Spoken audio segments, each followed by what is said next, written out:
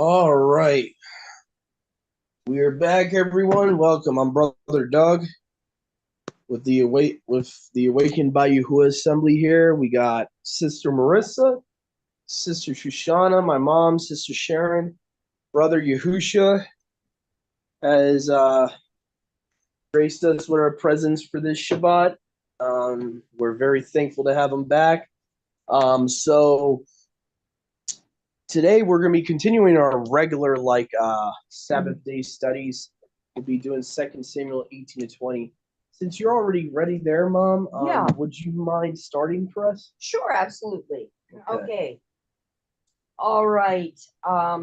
David mustered the men who were with him and appointed over them commanders of thousands and commanders of hundreds. David sent troops out, a third under the command of Joab, a third under Joab's brother Abishai, son of Zeruiah, and a third under Ittai the Gittite. The king told the troops, I myself will surely march out with you. But the men said, you must not go out. If we are forced to flee, they won't care about us. Even if half of us die, they won't care. But you are worth 10,000 of us. It would be better now for you to give us support from the city. The king answered, I will do whatever seems best to you. So the king stood beside the gate while all the men marched out in units of hundreds and of thousands. The king commanded Joab, Abishai, and Ittai, be gentle with the young man Absalom for my sake. And all the troops heard the king giving orders concerning Absalom to each of the commanders. The army marched out into the field to find Yisrael, and the battle took place in the forest of Ephraim. There, the army and Yisrael was defeated by David's men, and the casualties that day were great. 20,000 men. The battle spread out over the whole countryside, and the forest claimed more lives that day than the sword. Now Absalom happened to meet David's men. He was riding his mule, and as the mule went under the thick branches of a large oak, Absalom's head got caught in the tree. He was hanging in midair while the mule he was riding kept on going. When one of the men saw this, he told Joab, I just saw Absalom hanging in an oak tree. Joab said to the man who had told him this, What you saw him? What? You saw him? Why didn't you strike him to the ground right there? Then I would have had to give you 10 shekels of silver and a warrior's belt. But the man replied, Even if 1,000 shekels were weighed out in my hands, I would not lift my hand against the king's son in our hearing. The king commanded you and Abishai and Ittai, protect the young man Absalom for my sake. And if I had put my life in jeopardy, and nothing is hidden from the king, you would have kept your distance from me. Joab said, I'm not going to wait like this with you. So he took 3 javelins in his hand and plunged them into Absalom's heart while Absalom was still alive in the oak tree. And 10 of Joab's armor bearers surrounded Absalom, struck him, and killed him.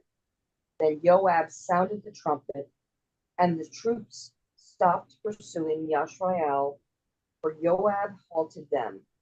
They took Absalom, threw him into a big pit in the forest, and piled up a large heap of rocks over him. Meanwhile, all the Israelites fled to their homes. During his lifetime, Absalom had taken a pillar and erected it in the king's valley as a monument to himself. For he thought, I have no son to carry on the memory of my name. He named the pillar after himself, and it is called Absalom's monument to this day. Now Ahimar, son of Zadok, said, let me run and take the news to the king that my Lord has delivered him from the hand of his enemies. You are not the one to take the news today, Joab told him. You may take the news another time, but you must not do it today, because the king's son is dead. Then Joab said to a Cushite, go tell the king what you have seen. The Cushite bowed down before Joab and ran off. Ahimaaz, son of Zadok, again said to Joab, come what may, please let me run behind the Cushite. But Joab replied, my son, why do you want to go? You don't have any news that will bring you a reward. He said, come what may, I want to run. So Joab said, run. Then Ahimaaz ran by way of the plain and outran the Cushite. While David was sitting between the inner and outer gates, the watchman went up to the roof of the gateway by the wall. As he looked out, he saw a man running alone. The watchman called out to the king and reported it. The king said, if he is alone, he must have good news. And the man came closer and closer. Then the watchman saw another man running, and he called down to the gatekeeper, look, another man running alone. The king said, he must be bringing good news too. The watchman said, it seems to me that the first one runs like Ahimaaz, son of Zadok. He's a good man. The king said, he comes with good news. Then Ahimaaz called out to the king, all is well. He bowed down before the king with his face to the ground and said, praise be to Yahuwah, your Almighty. He has delivered up the men who lifted their hands against my master the king. The king asked, is the young man Absalom safe? Ahimaaz answered, I saw great confusion, just as Joab was about to send the king's servant and me, your servant, but I don't know what it was. The king said, stand aside and wait here. So he stepped aside and stood there. Then the Cushite arrived and said, my sovereign the king, hear the good news. Yahuwah has delivered you today from all who rose up against you. The king asked the Cushite, is the young man Absalom safe? The Cushite replied, may the enemies of my master the king and all who rise up to harm you be like that young man. The king was shaken. He went up to the room over the gateway and wept. As he went, he said, oh, my son Absalom, my son Absalom, if only I had died instead of you. Oh, Absalom, my son, my son.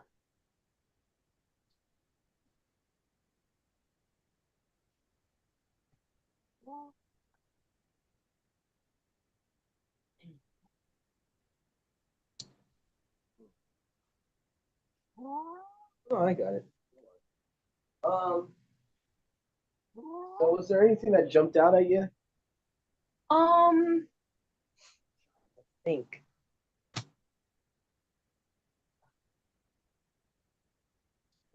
Let's back it here. Okay.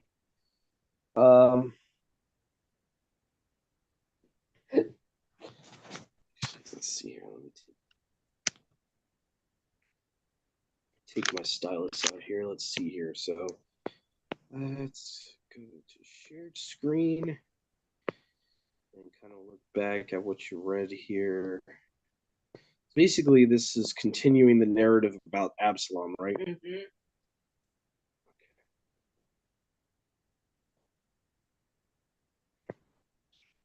Take that. And Second Samuel 18.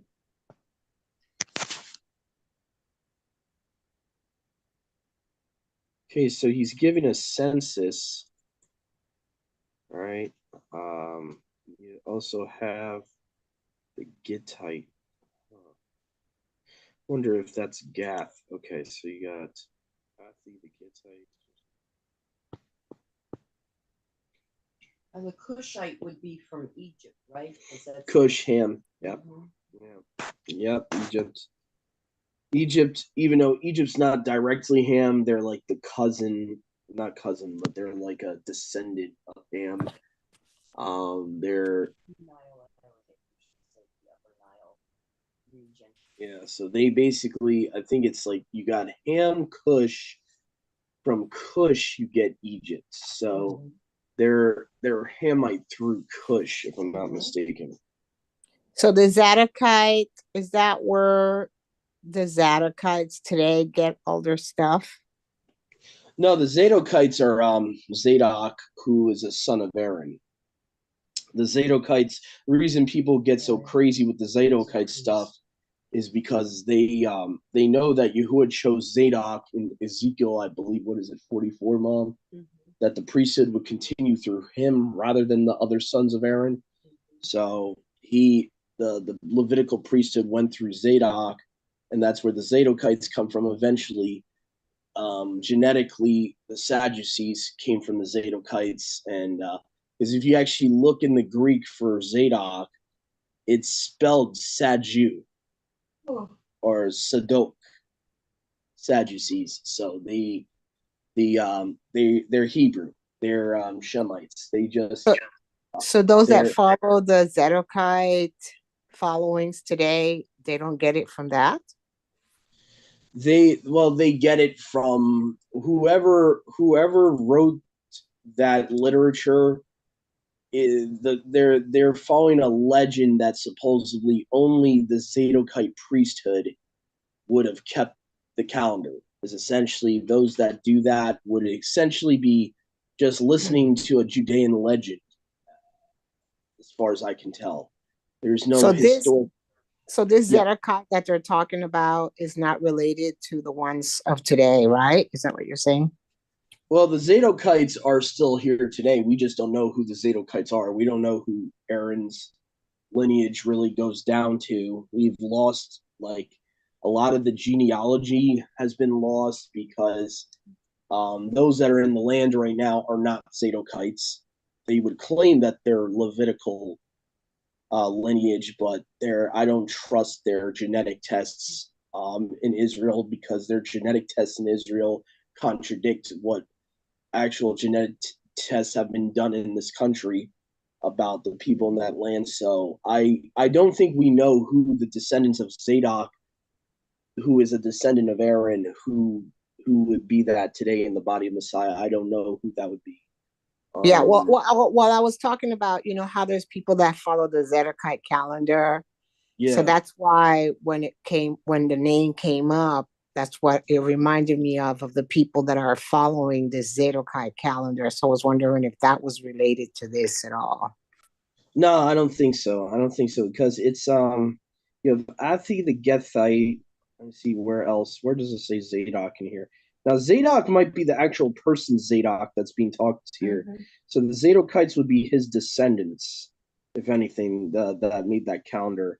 They would be his later descendants, possibly related. My assumption is that whoever made that calendar in Jubilees was related to the Sadducees due to the fact that the Sadducees would have been dated around the same time when the Sadducees were created as a organization, not organization, but a sect among Israel. They That was like first century BC. That's where people date the Book of Jubilees to. So there's many theories that possibly you have the Sadducees writing that book, creating that calendar. The Sadducees historically had a similar calendar. So I think those that are following that calendar today are just really not even trying to be facetious about it, but they're following the Sadducees. They're following, and the Sadducees are descendants of Zadok. If you go into the Greek for Zadok, you will see it's spelled like Sadducees. It'll be Sadok. Um, literally, if you add EES, you have Sadducees. So I believe that there's multiple proof in history and the Greek language that the Sadducees were Zadok, the person Zadok's later descendants. And what happened was the Sadducees were very heretical in their theology, and they had a calendar that differed from everyone else in Israel. Like if people, I'm not asking you guys to automatically believe me. You can look it up for yourselves. But around the first century, the Sadducees were the only people in Israel to have that type of calendar.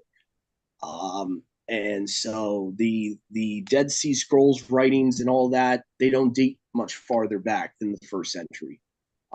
Most of the extra biblical stuff I would say is like first century BC, second century BC at best, and later on, like 100 AD, a lot of the material. So I think it's very clear who was writing that stuff. You probably had certain communities that were similar to the Sadducees. Even the Essenes were rumored. You know, if they're the ones that are writing those books at the Dead Sea, the Essenes had a similar calendar, supposedly. The rumor goes, as the Sadducees. So when you really look into it, that's what was going on. You had these like splinter groups among Israel that went against what the scriptures said, either to be different, they wanted to have a different calendar. They started creating this whole aura around them. I don't even like using the word aura because I know where it comes from, but just trying to use terminology people can understand. They created this whole weird idea and legend behind them that they because they were the descendants of Zadok only knew the true calendar, and because they were priestly descendants of the person Zadok, that Yahuwah would choose them, only them to preserve it, almost in a like weird Gnostic way, like how the Freemasons believe in like a weird what do they call it, mom? When certain knowledge is only passed to certain people. I don't know much about Not that. esoteric, initiation. It's almost like an initiation type of thing, like where only the Zadokites could know the calendar. Only it could have been passed down to them throughout the ages, supposedly. So that's how the whole legend goes with that priestly Zadokite thing, is that you would have to automatically accept the legend that the descendants of Zadok throughout the centuries, all the way up until the time of Messiah, knew the calendar and no one else knew the calendar. And so that's usually how that legend goes. But anyway, let me see here. So we have Joab being talked about later on here. We have Cushi did obeisance to Joab. Yep, right here. This is what Sister Marissa was talking about. See how in the Greek it has Sadok? Okay. So Sadducee comes from Sadok. Okay. Said again to Joab, nay, let me also go after Kuzi. And Joab said, why would you? Whoops, my bad. Stupid thing. Keeps doing that. It like went a chapter before for some reason when I clicked on that verse. All right, so talks about Absalom, Cavern of Wood. So, Brother Doug, Sadducees, Pharisees, and scribes are three different. Yeah, They're not, because people think that They're not the same. Pharisees is the same as Sadducees and scribes. Scribes were the ones that were writing down what they were saying, right? Yeah. But what So the were the Sadducees, Sadducees?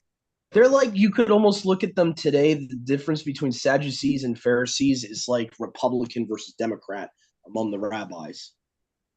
It's like really what it is. You have two wings of the same rabbinical system, but supposedly the Sadducees, who were supposedly descendants of Zadok, the priest, that we see mentioned in this chapter, supposedly they were more Torah only, like anti-Talmud, kind of like the Karaites.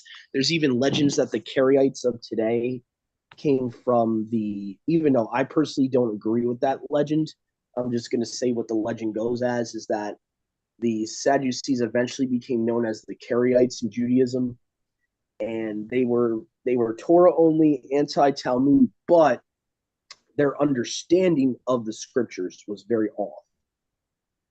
They were a sect that didn't believe in the resurrection, didn't believe in angels, the existence of angels, or any supernaturalism in the scriptures.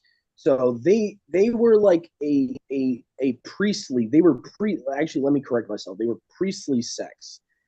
The Pharisees claimed that they had legitimacy to the priesthood as well. I forget the whole story. Brother Yahusha probably knows a little bit more, so I'll let him go and try to explain a little bit further. But basically, since they're like two different parties of the priesthood system in the first century, they're kind of like we would compare them today to Republicans and Democrats um, as political parties. Go ahead, Brother Yahusha.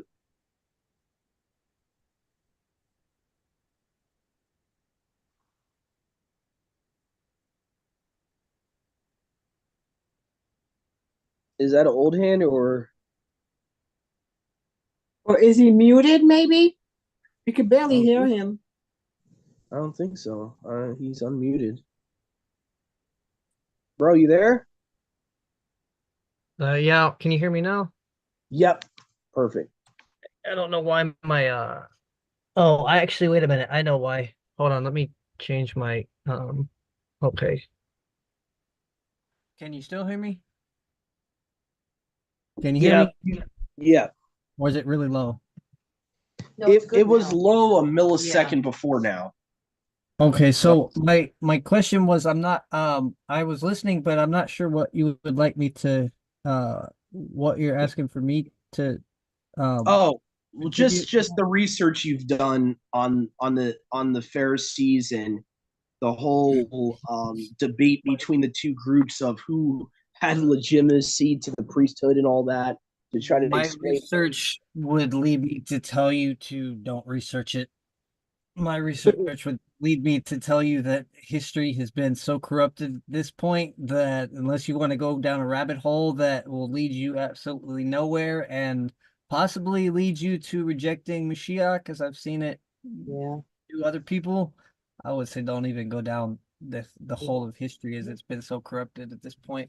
I can't tell you who was in those caves. I can't tell you if they were Zadokites or um if they were Essenes, Gnostics, or who the heck they were. Um Even really, authentic historians and people that have, gone through the Dead Sea Scrolls and been through those caves can't even agree with who are in those caves. Um so that's Yeah, all that's the best I I could think give you.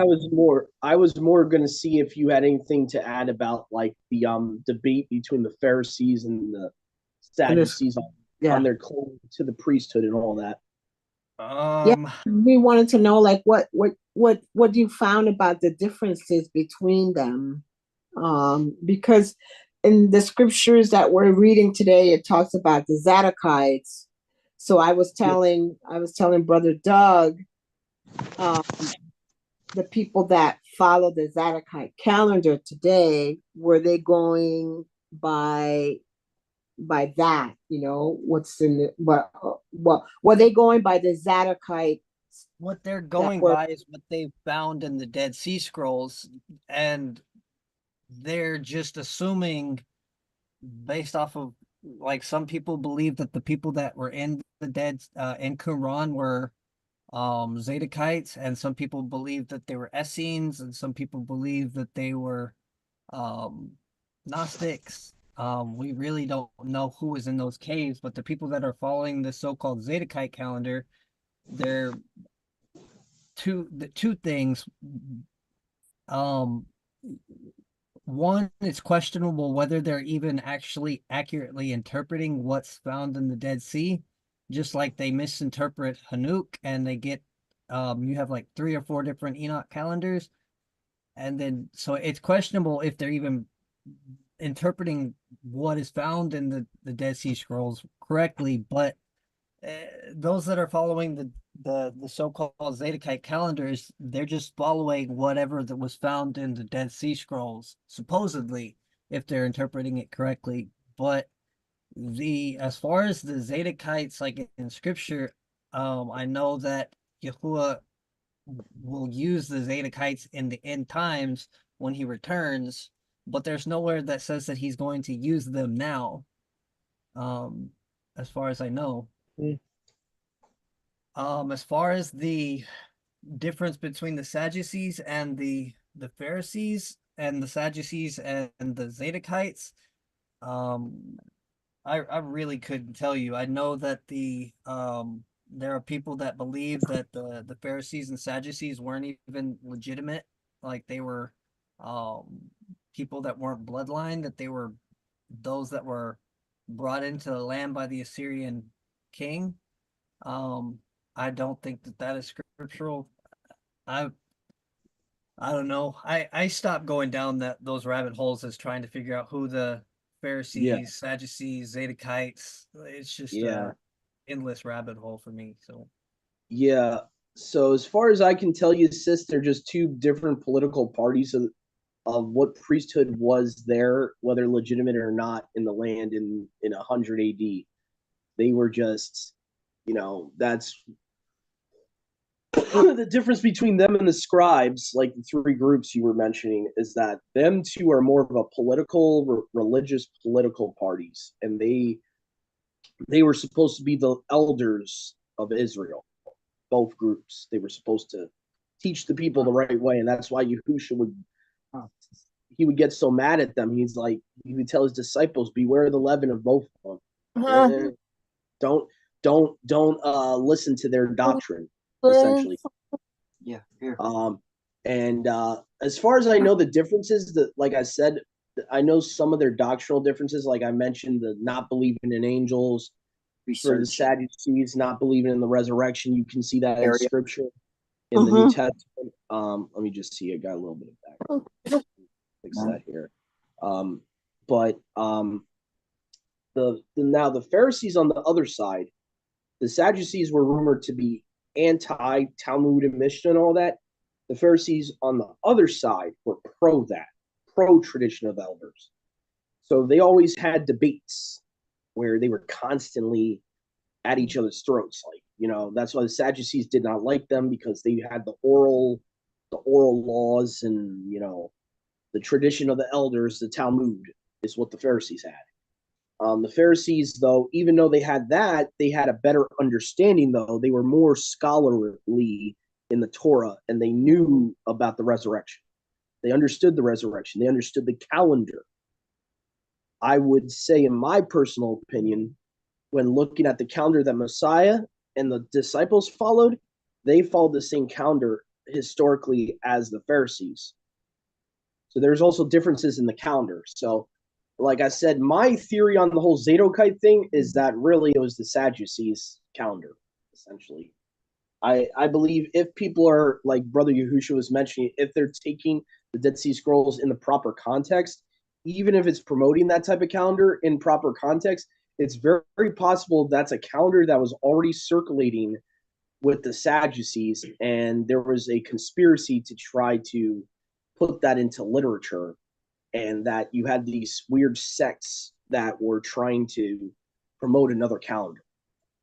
And so, but when you look historically, it's very easy to find where the solar calendar originates, because they were the only group in Israel, as far as I can tell, from what other historians have researched, just basic, not even going too deep into the rabbit hole, basic history of Israel.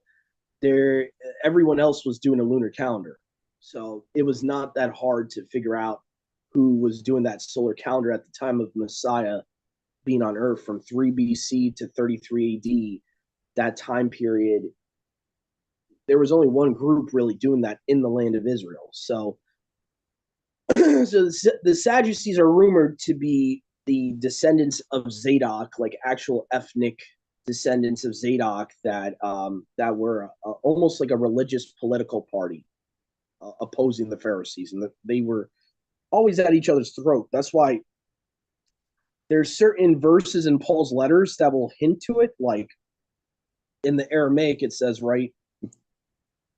It says that, don't pay attention to the contests of the scribes. What it's talking about is that scribes and the Pharisees and the Sadducees, they would get puffed up and they would argue with one another in public. And, they would constantly disagree with one another and debate one another. And so Paul, in context, in Titus, I believe it is, he's writing to Titus saying, don't get caught up with their debates. Don't get caught up with their contests of who has a bigger pedigree. Oh, I know all this, type of mindset. That's all they really were. They were, to put it in layman's terms, they were these religious groups that were supposed to be leaders in Israel. And you had two opposing groups. And the scribes are mainly, like you were mentioning, are just scribes. They translate the scriptures. That's all they do. But the Pharisees and the Sadducees were supposed to be leaders of the people. That's what their job was. They were supposed to lead in doctrine, and they were failing. That's why Yahushua's like, okay, all right, you guys need to stop listening to their leaven. Stop doing that. Stop listening to the leaven of the Pharisees. And the Sadducees, you'll see some of their beliefs in the New Testament's even stated. They would say, oh, whose wife is she going to be in the resurrection? Ha, ha, ha. They thought they were going to trick Yahusha, and Yahusha, laughs, probably laughing back at them like, yeah, I'll get you. Watch this. No one's married in the resurrection. So they thought they knew everything. The Sadducees were very, and to me, just to end with the whole calendar talk, I think it's very deceptive to even trust in them for any type of doctrine, especially now. I'll be honest, I can't prove that solar calendar comes from them. All I know is that historically that's what they believed in. But there's tons of scriptures in the Brit Hadashah that show what they believed in. They didn't believe in angels. They didn't believe in the resurrection. They had the wrong count to Pentecost, for goodness sakes. There's a whole article I could share with you guys about that, how we've unwillingly, not willfully, but unwillingly, unintentionally have followed the Sadducees for other things of the calendar, like sorry, I'm getting tongue tied here, count to Pentecost, where people will count, they'll start their count on the 21st of Abib rather than the 16th. That's what the Sadducees did. The Pharisees did what our fellowship does. We're not just doing it to side with the Pharisees. We're doing it because that's what that's what the majority of the older manuscripts show, that the Sabbath being mentioned in Leviticus 23 is the high Sabbath, not the weekly Sabbath. So when you're talking about the count to Shavuot, so when you talk about the calendar, they were like really the outsiders. The Sadducees were the outsiders. They were the ones that had weird belief systems. They were like really like they kind of remind me of the Zealots in a weird way. Not in a like, violent way, but in a way that they wanted to be like different in their beliefs from everyone.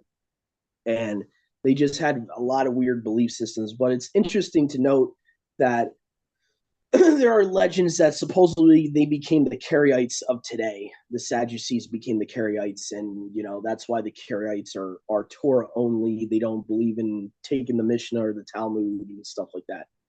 But that's all I can really tell you about it. That's all. That's the extent of my knowledge about it, sis. To put it in layman's terms, you had two groups of elders of Israel at that time that were religious political parties, and it was like the Democrats versus the Republicans, duking it out. Go ahead, brother Yahusha.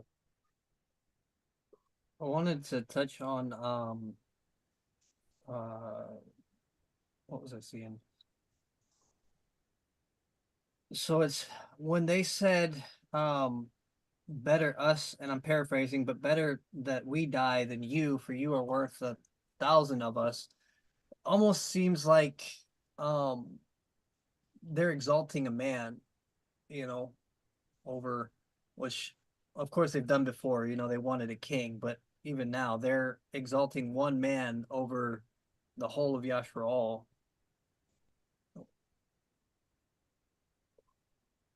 Yeah. Yeah. I guess they also looked at Daoud as a Savior. that he was king. They don't want to have to choose another king. Maybe they looked at it as kind of like a chess game. You're worth to us more than like the pawns, the soldiers. You know where I'm Yeah. going with this, Mom? Mm-hmm, Kind of. mm-hmm, If you understand, you ever played chess before, you want the pawns to die first, right? You mm-hmm, want mm-hmm. the soldiers can be easily replaced. The king Right. is a little harder to replace. That's right. So it could be what Brother Yahusha mentioned, but it could also be just a strategic war mind of like, okay, we got the pawns, we got the rooks, let them go out first. Let them Yeah. go out first. So I don't know. That's just what came to my mind is that they're trying to be strategic. They're trying to be like, why would we want you to die? You're our leader. Why would we, um, versus he probably had thousands of soldiers that could go out, you know. That's the only thing I'm thinking there is that they could be exalting him, like you said, but also No, I trying to could be see. strategic. Go ahead. Sorry. Oh no, I was saying I could see that. I could see what you're saying for sure.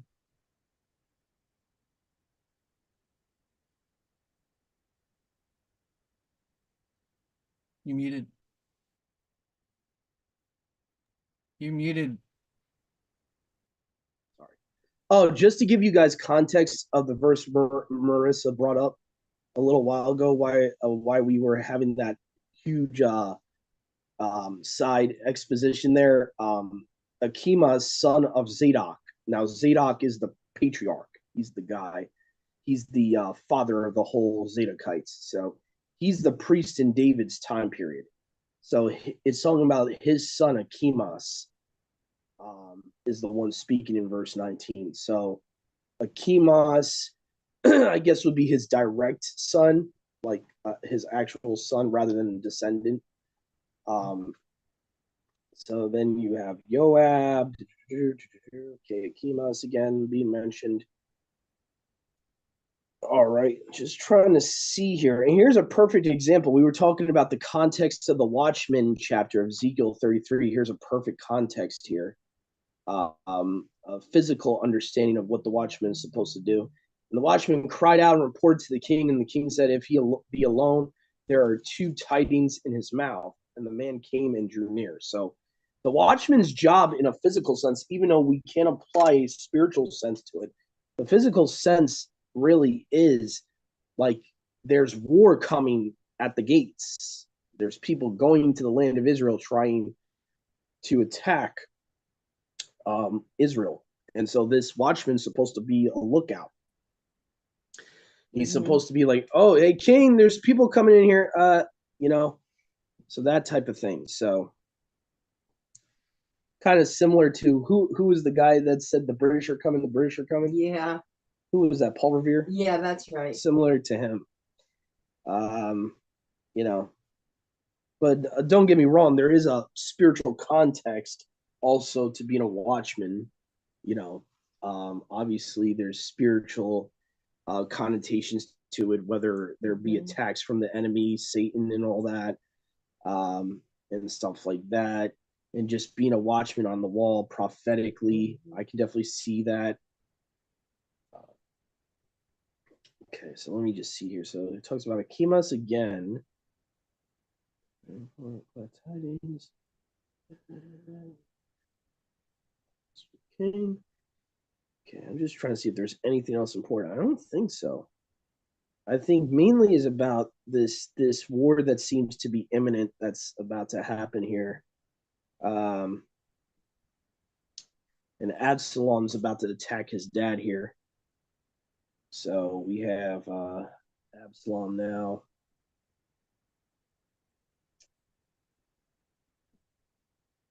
See, I can definitely understand Daoud's heart here. He's saying, I would rather have died in your place.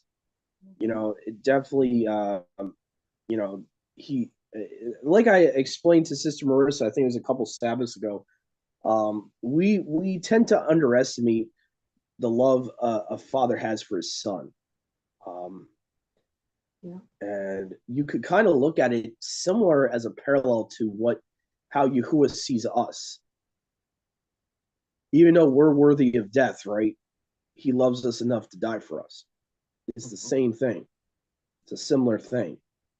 Um, so yeah, but sometimes sometimes a father and son on a human level, it's a almost a weakness for a father's love for a son because now Daoud, like, is basically not wanting them to kill his son, who his son became like a mercenary, in all honesty. His son was just going crazy, just trying to he had such a hatred for his father that he's just going to kill anyone in his way. So Absalom became what you would say too dangerous to be kept alive. I hate to quote Star Wars, but I mean that's really what Absalom became. He became a crazy mercenary, guy that just you know was out for blood. And I mean, at that point, you gotta like put out the evil from your midst, regardless of his relation to the king. Like you gotta, you know. So that's probably the only thing I agree with what Joab ever did. If you continue in this story, this is the only thing I'll throw Joab a bone. Like he killed Absalom. He should have done that. I get it. He disobeyed Daud, but you think about it, he allowed Absalom to live. How many more people would Absalom have killed? That's true. So yeah, well, Absalom was after he wanted to kill his father too, right? I mean, he was plotting not only to kill him, but he was plotting to take his throne. That's right. Yeah, and I mean, not just that, like for him, that was his ultimate goal. But anyone that stood in his way, he was killing. So you had a lot of innocent people even putting Daud to the side that were becoming casualties for this guy. That's right. And so, I could understand why Joab did what he did. And he's like, all right, well, I'm going to have to disobey Daud this one time because... Didn't he hang from a tree or something like that? Yeah. Oak tree. And Joab got mad at Daud because I guess in his mind, he couldn't understand how Daud would want someone that seeks his life to live. And, Yeah, and didn't Joab also threaten Daud and told him that he was going to take away his throne from him? Yeah, that's why later on, as we read later on, we're going to see Solomon when he starts growing up, and right as before Daud dies on his deathbed, he's like, kill Joab. The reason Solomon did what he did to Joab was actually a commandment from his dad. That's right. Right. So yeah, it's a big story with Joab, but long story short, I can't blame him for what he did to Absalom, because at the end of the day, it is the old saying, the greater good. Because at the end of the day, yes, he's the king's son, but he's getting away with murder. He's getting away with this, with that. And Torah does say to put away the evil from your midst. Yeah. And that's not always spiritual. In the original context of that command, that is literal, physical, to put the evil out from your midst. So I can't exactly be mad at him for killing Absalom. I think that I might have had to do the same thing if I was in his position, because Absalom was going on a tirade. Anyone that was getting in his way, he was going to kill. Right. So at the end of the day, I think that's where us men, we have a weakness for our sons, and that's where we have to be careful, is because we have this weakness, because we see a little spitting image of ourselves in our sons, and sometimes we don't think rationally, we're thinking with our emotions. Same thing with women and their daughters, vice versa. and our sons. That's true. Yeah. There you go, Shoshana. That's right. That's right. Yeah, it's true. When you're a parent, I can understand how he was feeling, really and truly. Yeah. All right. So I think we have expounded as much as we can that chapter.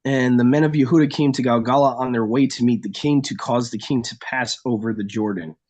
Daud pardons his enemies. And Sameh, the son of Gerah, the Benjamite of Barim, hasted and went down with the men of Yehuda to meet King Daud. And 1,000 men of Benjamin were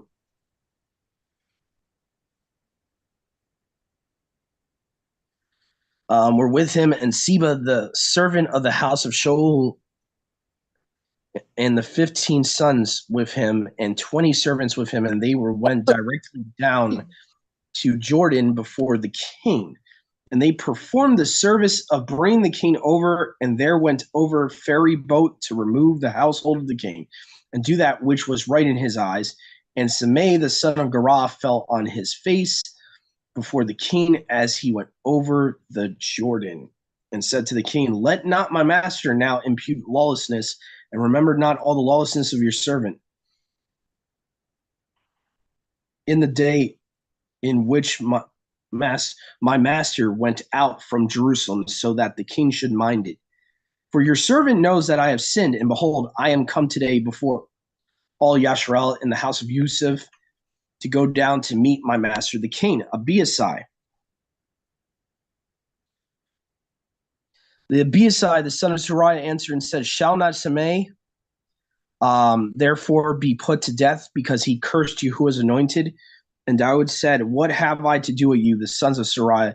Yet as it were, lie in wait against me this day. Today no man in Yashrael shall be put to death, for I know not if I this day reign over Yashrael.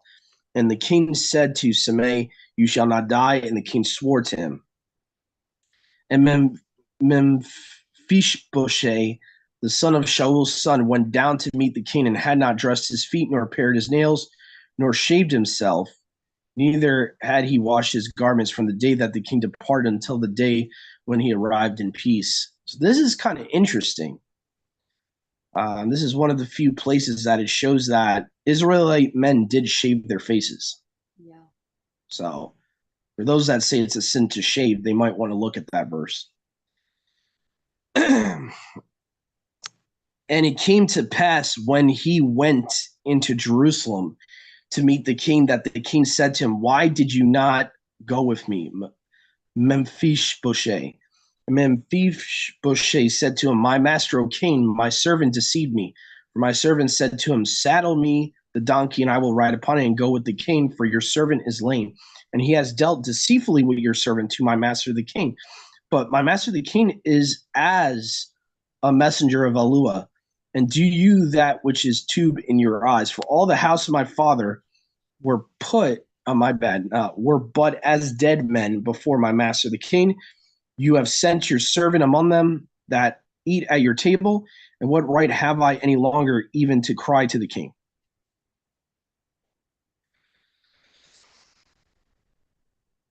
And the king said to him,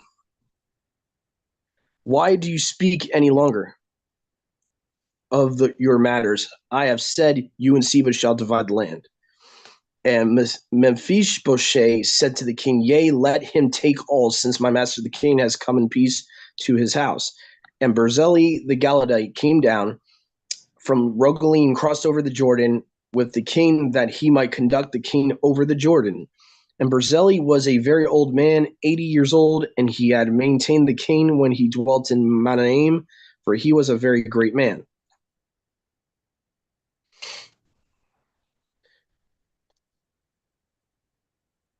And the king said to Barzillai, you shall go over with me, and I will nourish your old age with me in Jerusalem. Barzillai said to the king, how many are the days of the years of my life that I should go up with the king to Jerusalem? I am this day 80 years old. Can I then distinguish between tube and evil? Can your servant taste any longer what I eat or drink? Can I any longer hear the voice of the singing men or singing women? Wherefore shall your servant any longer be a burden to my master the king? Your servant will go a little way over the Jordan with the king. Why does the king return to me this repayment? Let, I pray you, your servant remain, and I will die in my city by the tomb of my father and of my mother. And behold, your servant Kamam shall go over with my master the king, and do you to him as it seems tube in your eyes. And the king said, let Kamaam go over with me, and I will do to him what is tube in my sight. Whatever you shall choose at my hand, no, I will do for you. And all the people went over the Jordan, and the king went over, and the king kissed Barzillai and Baruch him, and he returned to his place. So just to explain, because I know some people look at the word kissed and they're thinking, No. just to explain, a lot of ancient cultures, men would kiss each other on the cheek. Okay, the Italians, by the way, All of Europe. I'm of much. Roman descent. I can tell you from my own culture in Italy, they still do this to this day. Yeah. Not on the lips, but on the cheek. No, on the cheeks. And the Hebrews did have certain similarities to the other Mediterranean lands over there. So just to explain that, because I don't want people thinking like something like homosexual or anything.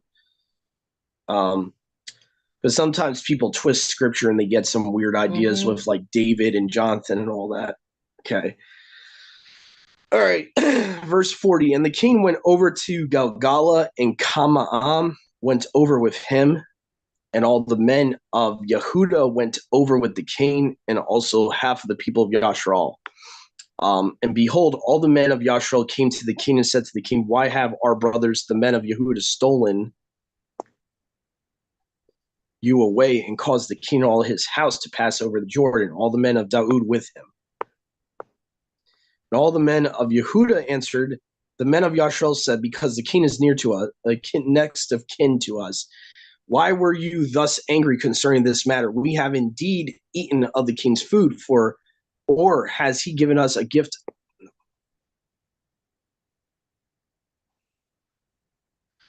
Nor has he given us a gift, or has he sent us a portion? And the men of Yashrael answered the men of Yehuda and said, we have 10 parts in the king, and we are older than you. We have also an interest in Daud above you.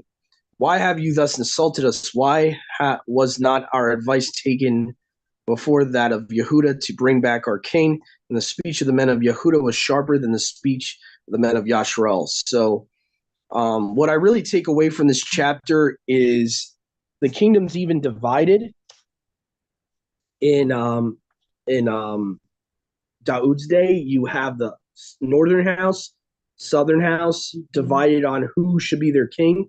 Some of them are mad at Daud that the other guy, Absalom, they already were anointing Absalom as the new king and were disloyal to Daud. So the northern house didn't even want him as their king anymore, it seems like, if I'm understanding that correctly. And Yehuda wanted him. That's why you'll see later on after this, it'll say, what matter do we have to do with you, King Daud? All of the men of Ephraim or Israel go to your tents.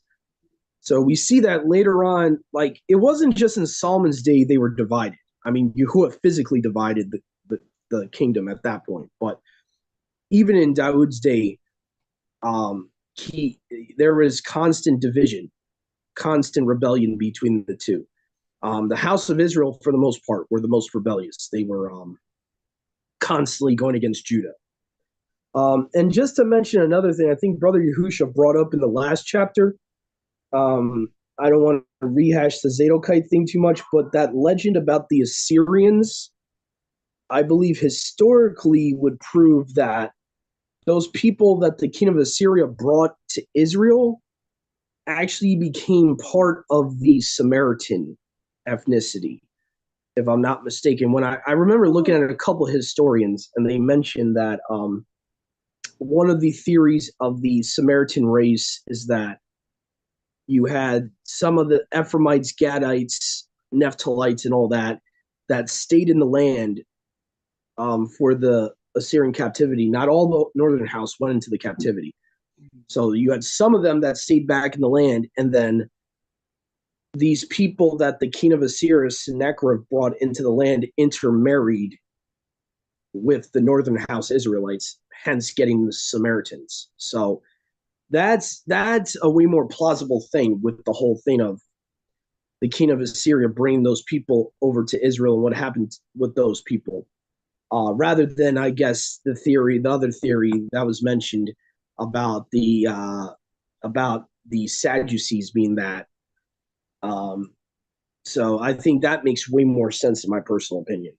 That makes way more sense that you have Assyrian bloodline mixed with Ephraimite, Gadite, Naphthalite bloodline, if that makes any sense. Oh, go ahead, brother Yahusha. I saw you had your hand up, I think. Or maybe that was an old hand. Oh, no, it's okay. I don't remember what I was going to say. Okay. So I was just trying to clarify that I do think there's something to that legend about him bringing the Assyrians over to the land. There's definitely something to that legend. I just think somehow I got confused with the Sadducees and that other theory. I don't know how that got linked together with that other theory, because from what I remember, most people that historians that looked into it, they would really, they either believed that the Assyrians became the Samaritans or that they interbred with the Northern House. It's one or the other. But that's usually what people like Josephus and all of them would say. So there's really two opinions about the Samaritans. I'm more line with that. It was a mixture race, if anything. It was not just Assyrians. It was Assyrians with Gadites, Naphtalites, Manasseh, Ephraim. The whole northern house had people left over in the land. They had a remnant left over in the land that probably intermarried with the Assyrian people. And then that's where you get the Samaritans. That's hence why the woman at the well says, our father is Jacob. The Assyrians are not Shemites. So those that want to say that the Samaritans are purely Gentile, you kind of have to ignore certain verses in the New Testament to get that, because it's very clear that they're Shemite. So anyway, but if you actually do your own research, that's actually what the what is it called? The story, Mom. The prodigal son story is really about the Samaritans, aka Ephraim, coming back. Ephraim mixing himself among the Gentiles, being a cake unturned, and then he comes back. And he's the prodigal son who came back, became like the world, essentially, working with the pigs, essentially became so bad that the descendants of the northern house thought they were Gentiles because they were raised with the Gentiles. And coming back to Yahuwah, that's why, you see all the things Yahushua says. I've come for the lost sheep of the house of Israel, the house of Israel. So he's talking about the northern house and all that. So when you start realizing who the Samaritans are, it makes a lot of sense. Yeah. When you start realizing who they actually are, that they're an offshoot of the northern house. I'm not saying that they're literally the northern house of itself, but some of the Samaritans were from the northern house. And so you could see that with the woman at the well. You could see that with certain instances. So anyway, also what's that other parable he does about the Samaritan, the Good Samaritan? Everyone loves to use that Good Samaritan story, not understanding the context. The Good Samaritan was a Samaritan that was helping a fellow Israelite. That was the whole context of that story. And most Christian commentators, by the way, you don't have to believe it for me. Go on, you could go to Bible Hub, and most commentaries by Christians admit it was about a Samaritan helping out a former Israelite. It was not about helping out your common man, Right. which is what the Christian church teaches. But even Christian commentators, you see the hypocrisy of it. The Christian commentators know it's not, but yet it's taught by pastors that's helping out your common man. So there's a whole hypocrisy. That's another study for another day. The hypocrisy of the theology of the Christian church and how they know a lot of what they teach is incorrect. Even their commentators and their scholars know. So anyway, so what I'm trying to say is that the Good Samaritan story was basically that, right? You had a Levite who was a leader, right? He was supposed to help out this fellow Israelite that was in need. He didn't do it. The Samaritan ends up helping that Israelite that's in need. That's the point, to love your neighbor as yourself, your brother as yourself. So because we don't understand all that, we're not raised to understand that, that story of the Good Samaritan gets ecumenicalized and all that. So anyway, so, but let's see here. So I'm trying to think. We could have a new reader here, unless someone has something to bring up. I thought it was pretty self-explanatory. You had obviously Israel divided. You had um,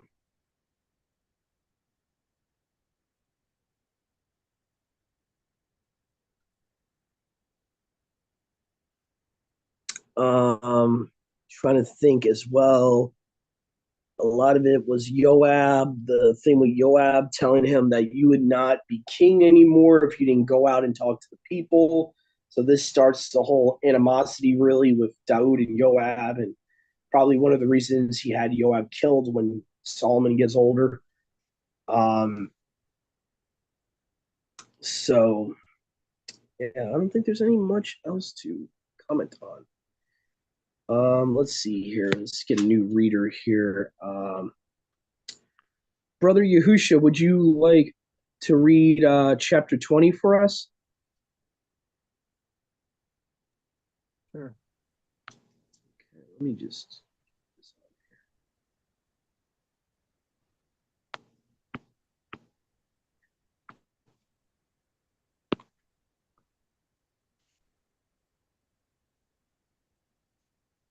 And there was a transgressor there, and his name was Shabbat, a Bunyamite, the son of Bakri, and he blew the trumpet and said, you said chapter 20, right? Yes. Okay. And said, we have no portion in Daud, neither have we inheritance in the son of Yishai. To your tents, O Yashrael. And all the men of Yashrael went up from following Daud after Shabbat the son of Bakri, but the men of Yehuda adhered to their king, from Jordan even to Yerushalayim. And Daud went into his house at Yerushalayim, and the king took the 10 women, his concubines, whom he had left to keep the house, and he put them in a place of custody, and maintained them, and went not into them, and they were kept living as widows till the day of their death. So he didn't touch the ones that Absalom slept with. And the king said to Amasa, call to me the men of Yehuda for 3 days, and be present here yourself. And Amasa went to call Yehuda, and delayed beyond the time which Daud appointed him. And Daud said to Amasa, now shall Shabbat the son of Bakri do us more harm than Absalom. Now then take with you servants of your master, and follow after him, lest he find for himself strong cities. So will he blind our eyes. And there went out after him Amasa and the men of Joab and the Kerethites and the Pelethites and all the mighty men. And they went out from Jerusalem to pursue after Shabbat the son of Bakri. And they by the great stone that is in Gabaon, and Amasa went in before them. And Joab had upon him a military cloak over his apparel, and over it he was girded with the dagger fastened upon his loins in its sheath, and the dagger came out and fell to the ground. And Joab said to Amasa, are you in health, brother? And the right hand of Joab took hold of the beard of Amasa to kiss him. And Amasa observed not the dagger that was in the hand of Joab. Okay, so I guess, oh, that's weird that it fell to the ground, but I'm guessing that it should probably read like from his cloak, it fell down into his hand, I would imagine. Okay, the to the ground is actually not there. It just says it fell. So I would imagine it fell into his hand. And Amasa observed not the dagger that was in the hand of Joab, and Joab struck him with it in the loins, and his bowels were shed out upon the ground, and he did not repeat the blow, and he died. And Joab and Abishai, his brother, pursued after Sheba the son of Bakri. And there stood over him one of the servants of Joab, and said, Who is he that is for Joab, and who is on the side of Dude following Joab? And Amasa was weltering in blood in the midst of the way. And the man saw that all the people stood still, and he removed Amasa out of the path into a field, and he cast a garment upon him, because he saw every one that came to him standing still. And when he was quickly removed from the road, every man of Yashrael passed after Joab to pursue after Sheba the son of Bakri. And he went through all the tribes of Yashrael to Abal, and to Batmacha and in Hari also were assembled, and followed after him. And there came and besieged him in Abal and Pharmaca, and there raised a mound against the city, and it stood close to the wall. And all the people with Joab proposed to throw down the wall. And a Hakam woman cried from the wall and said, Here, here, say to Joab, draw close, and I will speak to him. And he drew close to her, and the woman said to him, Are you Joab? And he said, I am. And she said to him, Hear the words of your handmaid. And Joab said, I do hear. And she spoke, saying, Of old time they said thus, Surely one was asked in Abal and Dan whether they were believing in Yashrael failed in what they purposed. Whether the believing in Yashrael failed in what they purposed. They will surely ask in Abal, even in like manner, whether they have failed. I am a peaceable one, of the strong ones in Yashrael. But you seek to destroy a city and a mother city in Yashrael. Why do you seek to ruin the inheritance of Yahweh? And Joab answered and said, far be it from me that I should ruin or destroy. Is not the case thus that a man of Mount Ephraim, Sheba, son of Bakri by name, has even lifted up his hand against King Daud? Give him only to me, and I will depart from the city. And the woman said to you, Behold, his head shall be thrown to you over the wall. And the woman went in to all the people, and she spoke to all the city in her Hakma. And they took up the head of Sheba, the son of Bakri, and took it away, and threw it to Joab. And he blew the trumpet, and the people separated from the city away from him, every man to his tent. And Joab returned to Jerusalem to the king. And Joab was over all the forces of Yashrael, and Benaiah the son of Yehuda, Jehoiada was over the Harathites and the Palathites, and Adaram was over the tribute, and Yehoshaphat the son of Ahihud was recorder, and Sheba was scribe, and Zadok was Abiathar, and Zadok and Abiathar the priests. Moreover, Ira the Yadite was Kahun to Dude.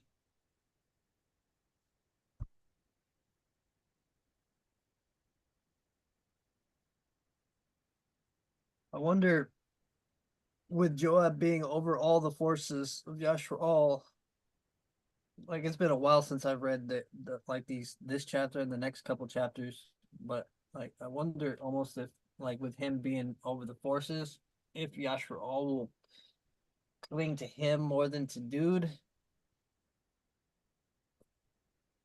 You see that in like a lot of war expectations where the man that goes out to war with them is they're with more so than the person in charge of that man.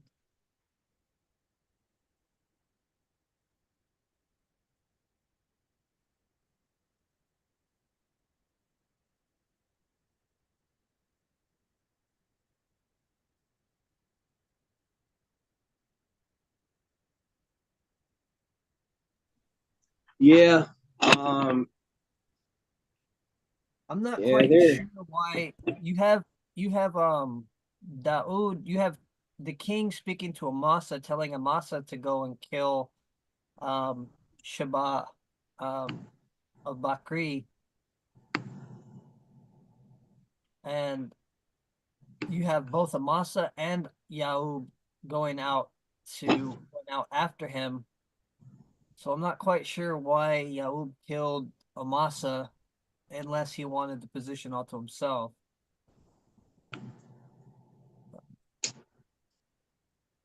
Yeah. Not too sure about why Bakri. Yeah, there must be some part of this story that's not really included because I don't know why it would be seen that Bakri raised his hand against Daoud.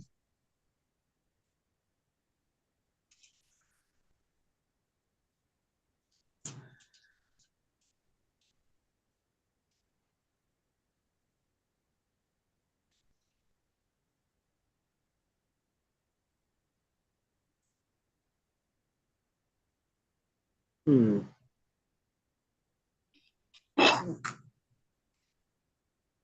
Susa was the scribe. So even as early as this, they had scribes and all that.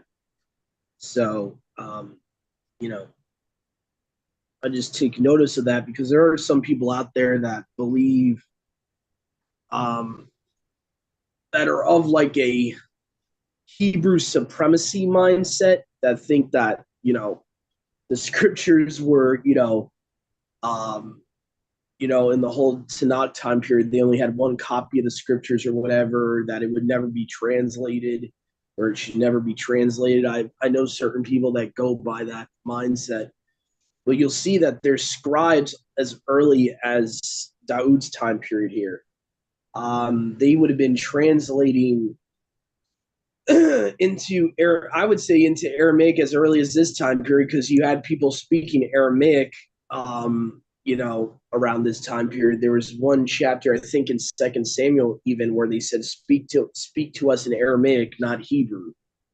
So you already even have different dialects in the land of Israel at this point. Um, so the idea that it's never supposed to be translated into another language, I see actually the opposite in history. If you actually research for yourself, even the intertestamental time period they call it, 600 BC to 200 BC, they would have had multiple copies, multiple versions, language wise, and copies of the Tanakh. So that's just the reality of it. There was not one there was not one scroll that all of them read by. You know, that's just the reality of it. Go ahead, brother Yahusha. So, to looking at Amasa, why Yaub killed Amasa, well, oh wait, what happened? Hold on, I just went back by accident. Give me a second. So I'm reading someone else's commentary, um, but hold on, sorry, Amasa. So many years later, I'm skipping to the very end of it, but many years later, Dude's son Absalom revolted against his father. Absalom appointed his cousin Amasa, who was also Joab's cousin. So it seems that Amasa was originally Absalom's commander. Um, After the rebellion was put down, Dude attempted to replace Joab as his army commander with Amasa, 2 Samuel 19:13. So it seems that he killed him because Dude was trying to um replace Job with Amasa, but then also too that Amasa was originally Absalom's a commander for Absalom against Dude. So I could see possibly just jealousy there and then possibly fear of that person actually betraying um Dude. If he was once on Absalom's side, he already betrayed him once.